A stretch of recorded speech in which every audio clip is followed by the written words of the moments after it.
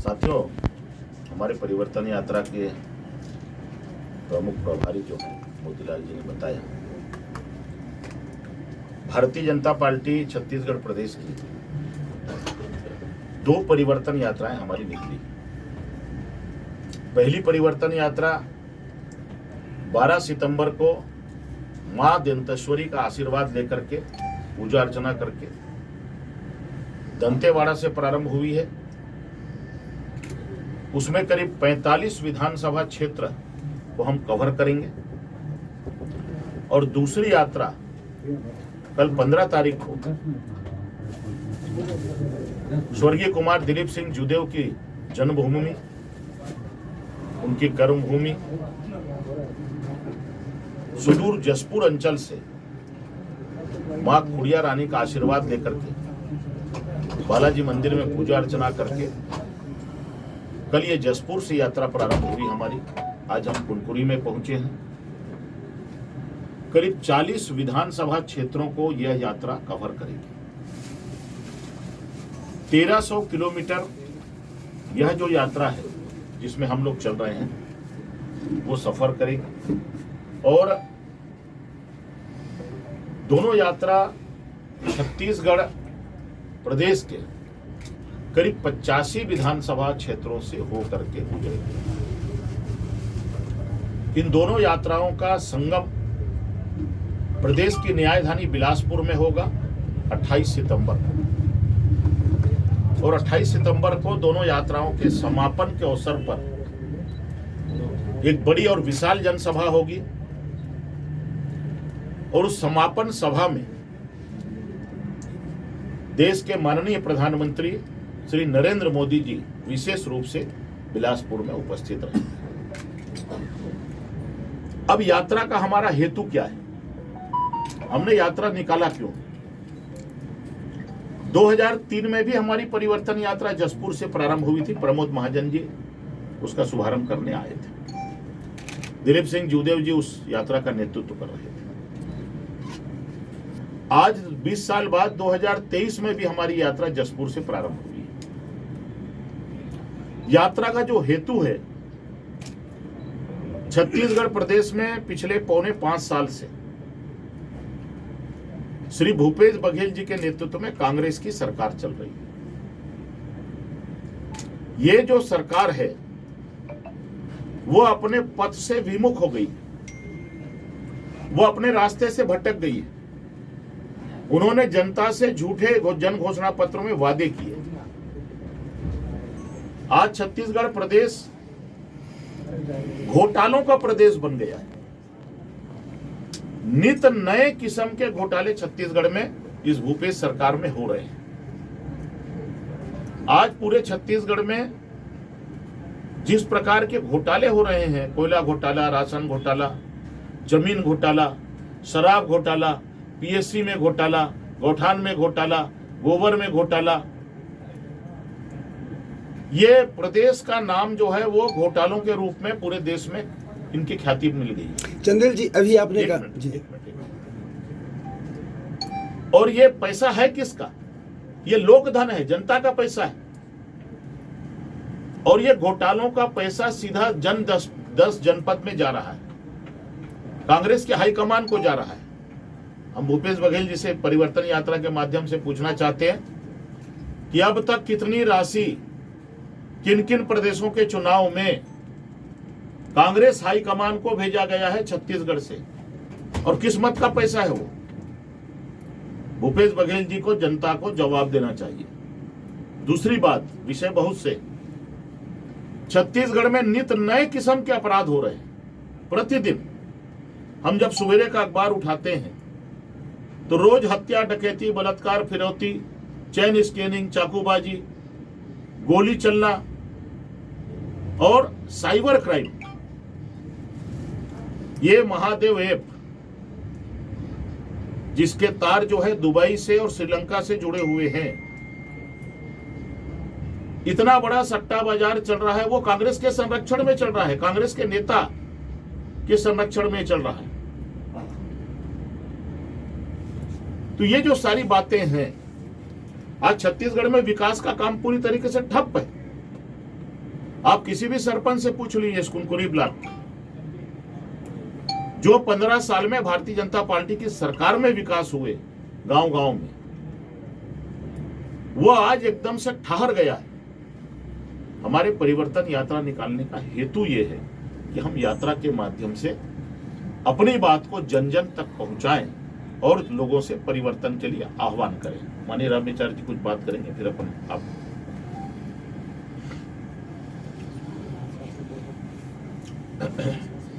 जी मित्रों, जैसा कि माननीय हमारे नेता प्रतिपक्ष जी ने यात्रा के संबंध में और प्रदेश सरकार का जो नीति और नियत जो चल रहा है उसको लेकर के बात को रखा है, इसी को बढ़ाते हुए मैं ये भी कहना चाहूँगा कि ये सरकार तो इतनी अधिक घोषणा करके आई थी, लेकिन वो कहीं वो पूरा होता हुआ दिखाई नहीं दे रहा है। ये पूरा सरगुजा संभाग, हम लोग ये था सरगुजा संभाग में एक वातावरण बना कि नहीं भाई इस बार जो है सरगुजा संभाग का मुख्यमंत्री बनने वाला। अब इसलिए सभी जगह हर विधानसभा क्षेत्रों में लोगों ने आगे बढ़कर कांग्रेस का साथ दिया और मैं समझता हूं कि पहला ऐसा अवसर है कि 14 के 14 सीट कांग्रेस के खाते में गया। सरकार बनने के बाद आज स्थिति ये है कि विकास की बात तो छोड़िए, जो पहले से हम लोगों ने विकास का काम किया है वो भी ठीक से मरम्मत तक नहीं करा पा रहे हैं। रोड है, सिंचाई का एक रकबा भी कहीं नहीं बढ़ा, 1 एकड़ कहीं नहीं बढ़ा है। जो हम लोगों ने शुरुआत किया था सिंचाई की प्रोजेक्ट, जितनी योजनाएं चल रही थी वो योजना जस के तस ले रहा है। तो ये तो इसी काम में लगे हुए। बालू में कि जिस प्रकार से लोगों ने गड़बड़ी किया, बालू रेत खनन का कितना पूरा माफिया किया, शराब में किस प्रकार से हो रहा है इतना बड़ा अवैध। कोयले में भी आज तक सुने नहीं थे कि कोयला का दलाली सीधे सीएम हाउस और कलेक्टरों के माध्यम से मैनेज करना। डीएमएफ का इतना बड़ा प्रोजेक्ट, इतना अधिक राशि आया वो डेवलपमेंट के लिए। प्रधानमंत्री जी ने इसीलिए डीएमएफ लाया कि जो क्षेत्र माइनिंग क्षेत्र से जो बर्बाद होते हैं वहां बहुत ज्यादा उनका जल जीवन जो अस्त व्यस्त हो जाता है, जनजीवन, तो उनको कैसे वहां विकास का काम और तेजी किया जाए, इसलिए अलग से फंड बनाया गया और डीएमएफ के माध्यम से वहां डेवलप होता है। लेकिन वो डीएमएफ तो मतलब समझ गए कि क्या स्थिति है, पैसा दो इवेंट टेक हो गया, 50-50 कर रहे हैं।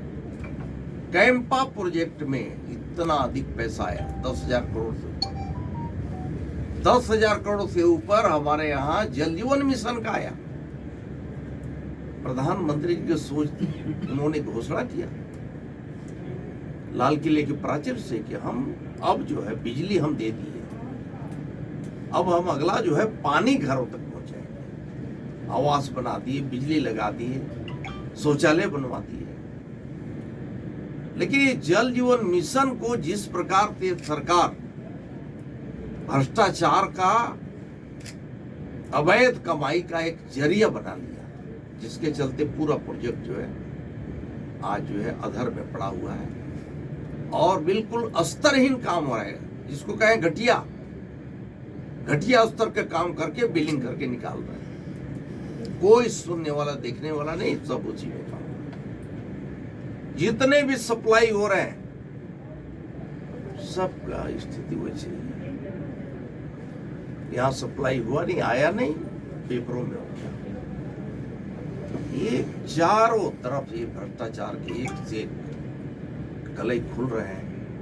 अब जहां भी जाएंगे, जहां भी देखेंगे, इस तरह की बात हो रही है और एक बात और कि यहाँ जमीनों का जिस प्रकार से हथियाने का जो अभियान चला है पूरे प्रदेश में, और कुछ खास वर्ग के लोग अवैध रूप से जमीन पर अतिक्रमण कर रहे हैं, उन पे जबरिया जो है, किसी का जमीन अगर निजी जमीन भी है तो उसे भी रिकॉर्ड में हेरा फेरी करके वहां करने में लगे हैं। पूरा इनका सिस्टम इसी भ्रष्टाचार में लगा हुआ है, लिप्त है। जितने भी विधायक बने, विधायक को कोई काम नहीं है। विधायक सिर्फ जो है भ्रष्टाचार का एक से एक कीर्तिमान स्थापित कर रहा है। सभी जगह जुआ है, सट्टा है, यही सब काम चला। ये पूरे सरकार सटोरियों के हो गई। छत्तीसगढ़ का नाम इतना खराब कर दिया पूरे देश में कि क्या कहा जाए। जैसे कि अभी बताया गया, महादेव 417 करोड़ का प्रॉपर्टी सीज किया गया। ये ईडी का भी आया है, प्रेस नोट आया उनका। अभी न जाने कितना होगा। भ्रष्टाचार का लिंक पूरा सीएम हाउस से जुड़ा हुआ है। उनके अधिकारी कर्मचारी कितना जेल के अंदर में है और कुछ जाने की तैयारी में है। ये स्थिति है सरकार आगे।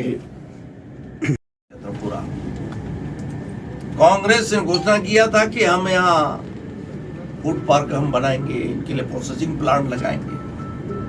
हम लोग खोज रहे हैं, जनप्रतिनिधि शायद आप लोग खोजे होंगे। किसी भी जिले में फूड पार्क बना क्या? इनके बड़े नेता आए थे, बड़े नेता कहे कि छत्तीसगढ़ को हम ऐसा बना देंगे कि उसमें आलू डालेंगे, उसमें सोना निकलेगा। हम लोग खोल रहे हैं, आलू तो निकल जाए। इंडस्ट्री के बेल्ट को बढ़ावा देने के लिए बात हुई थी, टूरिज्म को बढ़ावा देने की बात हुई थी। कहीं एक ढेला भी काम नहीं, बर्बाद कर दिए पूरा। ये सभी विषय हैं। सिंचाई योजना को जहां तक बात है कि यहाँ सिंचाई का जैसे बताए कोई रखा नहीं। सिंचाई की स्थिति ये है कि मैं आपको बता दे रहा हूँ। मेरा एक डिवीजन है रामानुजगंज, बलरामपुर जिले का। वहाँ पे अंतर्राज्यीय सीमा में 1982 से वो अटका हुआ था, पानी उत्तर प्रदेश में जाना था। वो प्रोजेक्ट माननीय योगी जी के आने के बाद वो प्रोजेक्ट कर भी पूर्णता की हो रहा है। उसका कुछ 3-4 गांव का कुछ हिस्सा हमारे छत्तीसगढ़ का जा रहा है, वो गांव का आंशिक हिस्सा जा रहा है। तो पूरा जब मैं विभाग में मंत्री था तो उसका पूरा प्रोजेक्ट तैयार करवाया। उत्तर प्रदेश में बाकी के साथ चर्चा हुई कि भाई इसमें कितना क्या क्या देनदारियां होंगी।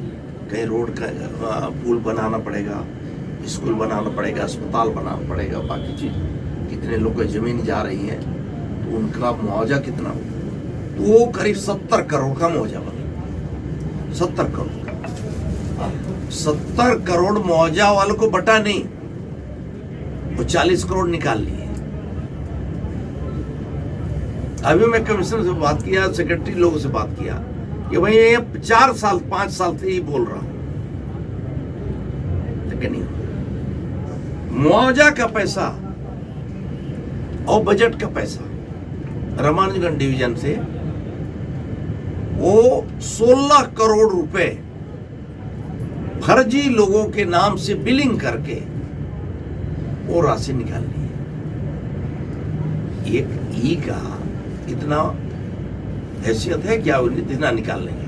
दबाव हमने लगातार उठाए, आपके माध्यम से विधानसभा में उठवाया, तो उसमें 2-3 लोग के ऊपर कार्रवाई अभी बंद है, लेकिन अभी भी कोई जेल में नहीं है। ये इस तरह का एक उदाहरण है सभी जगह जहां भी जाइए, जहां भी देखिए, अरे गोबर तक को नहीं छोड़े, गोबर कोठान तक को नहीं छोड़ रहे। ये स्थिति है, ये आलम है। इसलिए ये परिवर्तन यात्रा के माध्यम से हम इन सभी बातों को लेके जा रहे हैं। हमारी सरकार आएगी, हमें सब जो है, जो भी भ्रष्टाचारी होगा उसको उल्टा लटका करके हिसाब लिया जाएगा और उनको अंदर डाला जाएगा। हमने जितनी बात कही है, ईडी के जो प्रेस नोट में विषय आया है, चाहे वो कोयला घोटाला, शराब घोटाला, महादेव का मामला हो, आय से अधिक की संपत्ति का मामला है। अब इस प्रदेश में तो हालात ये है कि सीडी कांड में मुख्यमंत्री बेल में है और उसका निजी सचिव जेल में है। इससे बड़ा और क्या प्रमाण है? सर, लेकिन जिस राज्य में चुनाव हुए ईडी की कार्रवाई वहीं पे क्यों हो रही है? सभी राज्यों में हो रही है। देखिए क्या आता है, ईडी की कार्यवाही के पहले उसका प्रोसेस है। पहले आईटी का सर्वे होता है, फिर आईटी का रेड होता है। आईटी को जब ये लगता है कि ये प्रकरण जो है वो ईडी को रिफर करने लायक है, तब आईटी जो है ईडी को रिफर करती है। पहले ईडी जो है उसका सर्वे करती है, उसके बाद में वहां रेड करती है। भारत सरकार की एक स्वतंत्र संस्था। सर, मेरा एक सवाल था। जी बताइए। पूर्व में 15 साल तक भाजपा की सरकार रही और एंटी इनकम्बेंसी के तहत परिवर्तन भी हुआ और कांग्रेस की सरकार बनी, लेकिन मैं पूछना चाहता हूं कि सरगुजा संभाग की जो सभी विधानसभा सीटें थी वो भाजपा के हाथ से निकल गई थी। इसका मुख्य मुद्दा सड़क मार्ग था और आज भी सरगुजा संभाग में सड़कों की स्थिति, चाहे वो एनएच कह लें या आंतरिक रोड हो, इनकी स्थिति खराब है। इसके लिए भारतीय जनता पार्टी ने क्या प्रयास किया? देखिए ऐसा है, छत्तीसगढ़ राज्य को बनाया ही भारतीय जनता पार्टी ने। श्रद्धेय अटल बिहारी वाजपेयी ने छत्तीसगढ़ राज्य का निर्माण किया, पहली बात। उसके बाद में 15 साल में छत्तीसगढ़ को संवारने का जो प्रयास किया वो भारतीय जनता पार्टी ने किया। आज जितनी चीजें सरगुजा संभाग में आप मेजर देख रहे हैं, आज जितना विकास का काम भारतीय जनता पार्टी के 15 साल के सरकार में हुआ है, मैंने पहले ही कहा कि विकास तो ठप है पूरे सरगुजा संभाग में। मेरा सवाल ये है सर, हाँ, मैं कि माननीय केंद्रीय राज्य मंत्री विष्णु साय जी थे, इनके प्रयास से 1400 करोड़ रुपए का प्रोजेक्ट NH 43 के लिए पास किया गया था। भारतीय जनता पार्टी की सरकार भी थी, ठीक है, पास हो गया, लेकिन कार्य नहीं हो रहा है। कांग्रेस की सरकार आ गई, आपका कहना है, लेकिन सेंट्रल का पैसा है तो रोड के निर्माण में भारतीय जनता पार्टी ने जो विकास, रोड का कार्य नहीं हो पा रहा है, इसके लिए आप क्या करना चाहेंगे, आगे क्या बोलना चाहिए? देखिए, एक तो हमारे नेताओं ने, कार्यकर्ताओं ने अनेक बार आंदोलन किए। रही बात, माननीय विष्णुदेव साय जी उस समय केंद्रीय मंत्री थे, उनके सतत प्रयास से ये सड़क स्वीकृत हुई है, लेकिन 1600 करोड़। लेकिन कार्य एजेंसी कौन है? राज्य सरकार है। मॉनिटरिंग कौन करती है? राज्य सरकार का लोक निर्माण विभाग करता है। सेंट्रल सीधी मॉनिटरिंग नहीं करती, यहाँ का PWD विभाग करता है। तो आज अगर सड़क बनने में विलंब हो रहा है या निर्माण कार्य स्तरहीन हो रहा है, तो इनके राज्य सरकार के अधिकारी क्या कर रहे हैं? मंत्री जी को कभी विजिट में नहीं आते। कई बार सांसद गोमती साय जी ने भी NH 43 की स्थिति को लेकर आंदोलन किया, धरना प्रदर्शन किया, लेकिन भाजपा के जो अन्य दल हैं, अन्य संगठन हैं, ऊपरी तौर पे ही केवल विरोध क्यों जताते हैं? कुछ ऐसा विरोध क्यों नहीं हो पाता जिससे ये निर्माण कार्य सड़कों का जल्दी हो सके या तत्परता से हो सके? बता रहा हूं। देखिए, NH के जितने काम होते हैं वो एजेंसी जो है, भारत सरकार की जो टीम है वो सब तय करती है। एजेंसी दे दिया गया कि फलान ठेकेदार बनाएगा, तो ठेकेदार को बना दे दिया। NH के जो नॉर्म्स हैं, उनको जो जिस प्रकार से जो रोड का क्वालिटी से लेकर के बाकी चीज को बनाना है, लोग ठेका तो ले लेते हैं, फिर उसमें उस नॉर्म्स को पूरा फॉलो करना होता है। स्टैंडर्ड को आप इतना मेंटेन, जितना जो स्पेसिफाइड है उसके आधार पे ही बनाएंगे। कितने साल लगेंगे सर? इसमें चोरी नहीं कर पाने लगते 2014 से लेकर सर 2023 बता रहा हूँ, कई साल इस बारे में मैं वो बता रहा हूँ, ऊपर से तो मुझे मालूम है सब। तो इसके वजह से ठेकेदार छोड़ के भागने लगता है। अब एक ठेकेदार छोड़ के भागा, आप मंत्री थे, आपके समय भी ये चर्चा हुई थी, हम लोग गए थे गडकरी जी के पास, मैं भी गया हूँ, आप भी, मैडम भी गए, जेवीआर कंपनी थी ना, है ना जेवीआर कंपनी, वो छोड़ के वहाँ पत्थल गांव वाला, सीतापुर वाले इतना गए, इतना हम लोग, और मैं प्रश्न उठाए राज्यसभा ये विषय। अब ये सभी विषय लेकर के माननीय गडकरी जी का कि भाई हम तो फंड दे रहे हैं ना, बाकी जी व्यवस्था कर रहे हैं, और मान लीजिए कि मैं उसे टर्मिनेट कर दूं तो वो स्टे लेगा, और स्टे लेगा तो और लेंदी प्रोसीजर हो जाएगा, इसलिए फिर उसे किसी प्रकार से उन्हें ठोक के बजा के कुछ चेंज किया गया, और उसे भी कि भाई आप काम करो, जो भी सुविधा हमें चाहिए देना होगा आप देंगे, लेकिन काम पूरा करो। कुछ कंपनी इसके बावजूद जो नहीं कर पा रहे हैं तो उसे ब्लैक लिस्ट भी करते हैं, बाकी चीज करते हैं, लेकिन पब्लिक को रोड चाहिए। अब ये बातें हैं, फिर भी आप लोगों की भावना है, हम सब की भावना है कि अच्छी रोड बने, और अच्छी रोड बनाने के लिए केंद्र की सरकार माननीय गडकरी जी का जितना इंटरेस्ट इस देश के लिए, जितना रोडों के बारे में जितना उन्होंने आज देश का नक्शा बदला है, मैं समझता हूँ कि देश के इतिहास में इस तरह का नहीं हुआ था जो अभी वर्तमान में। सर मेरा एक और सवाल है। सर अभी आपने कहा था कि ये कांग्रेस सरकार पे कई सारे आपने आरोप लगाए, घोटाले का आरोप लगाए, कमीशनबाजी का आरोप लगाए, लेकिन पिछली बार जब आपकी सरकार थी तो रमन सिंह जब मुख्यमंत्री थे उन्होंने खुद कहा था कि आप लोग कमीशन लेना बंद कर दीजिए 1 साल तो सरकार वापस आ जाएगी। तो तत्कालीन मुख्यमंत्री ने खुद स्वीकार किया था कि कमीशन ली जाती है। इस पर क्या रिएक्शन है आप लोगों का? नया कुछ क्या होने वाला है कि सरकार में? देखिए, उन्होंने साफ कोई कहीं पे कोई शिकायत मिली होगी तो उस बात को रख दिया। ये वर्तमान सरकार तो ये तो चोरी भी कर रहे हैं और सीनाजोरी भी कर रहे हैं, ये है ना। हमारे मुख्यमंत्री तो बताए कि भाई अगर कहीं गड़बड़ी आ रही थी तो कोई इसको ठीक करो, इनमें अगर हिम्मत है करे ना, बात करके दिखाए। सर परिवर्तन यात्रा के स्वरूप कुनकुरी विधानसभा का प्रत्याशी कौन होगा? कोई नया चेहरा होगा या फिर वही पुराना चेहरा होगा? भारतीय जनता पार्टी के कौन है ये चेहरा प्रत्याशी? चलिए हो गया सर ये जब आपकी सरकार आएगी तो धान कैसे किलो खरीदेंगे? ये कुछ रेट बढ़ेगा? ये जो सरकार है उसे ज्यादा आप लेके आप लोग, या फिर जो पहले था वही रहेगा? देखिए, हम लोग का घोषणा पत्र समिति पूरे प्रदेश भर में लोगों का घोषणा पत्र के लिए हम लोगों का सुझाव ले रहे हैं, सभी जगह जा रहे हैं, लोगों का सुझाव आने दीजिए, घोषणा पत्र बनने दीजिए, जो होगा। शराबबंदी का मुद्दा भाजपा हमेशा उठाते रहती है, क्या भाजपा की सरकार आएगी तो शराबबंदी करवाएंगे आप लोग? घोषणा पत्र में हम लोगों ने सीधे आम जनों से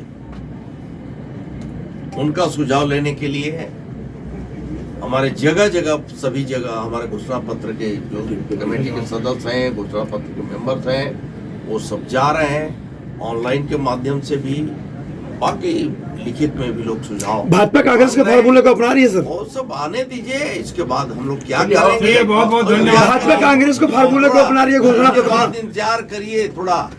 उनके कांग्रेस ने जन घोषणा पत्र तैयार किया था, लोगों से पूछा था, भाजपा भी उसी राह पर चल रही है।